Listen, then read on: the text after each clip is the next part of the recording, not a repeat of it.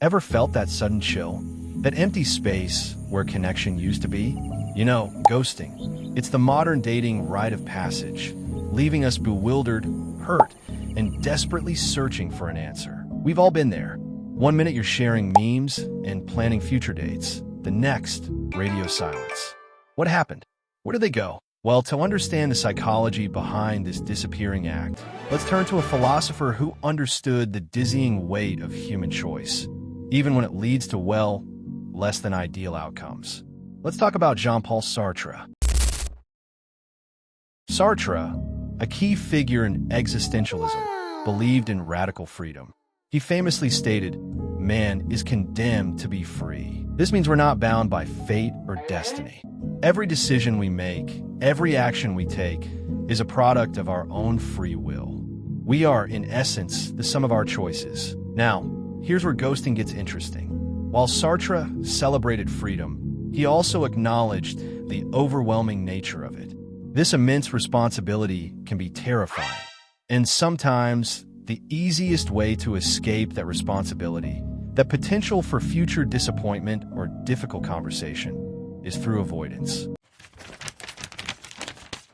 In the context of modern dating, being free means having the freedom to connect deeply, to build something, to potentially hurt and be hurt.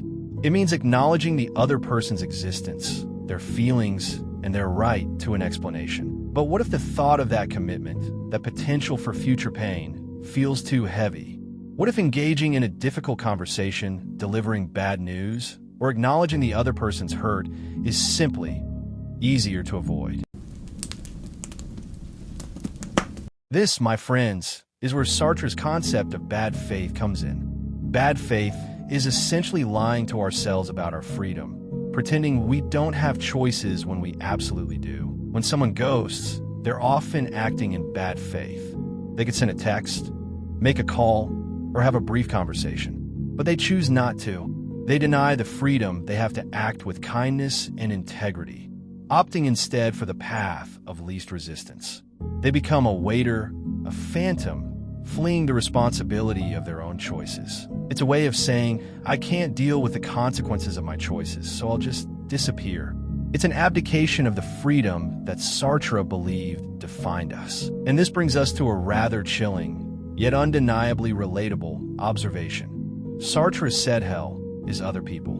Clearly, so did your ex. Or, as we can translate Sartrean angst into dating app despair, why did they ghost? Maybe they realized their freedom to choose you also meant their freedom to choose not you, and the latter was less paperwork. Perhaps their being in itself, their existing self, clashed with the being for itself, their potential to be a decent human being, and the latter lost the coin toss.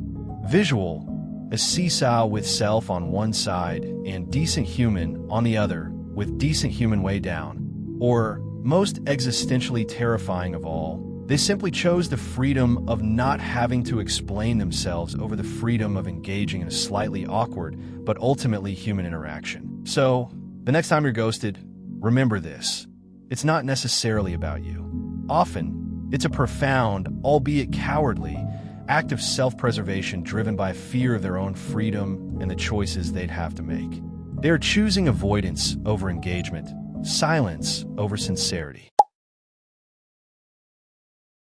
While we can't control their choices, understanding the psychology behind it can help us process the hurt. It can empower us to recognize that while they may have exercised their freedom to disappear, we have the freedom to demand better, to seek connection with those who embrace the full weight and beauty of human interaction. So what's your take? Have you ever ghosted or been ghosted? Share your experiences and insights in the comments below.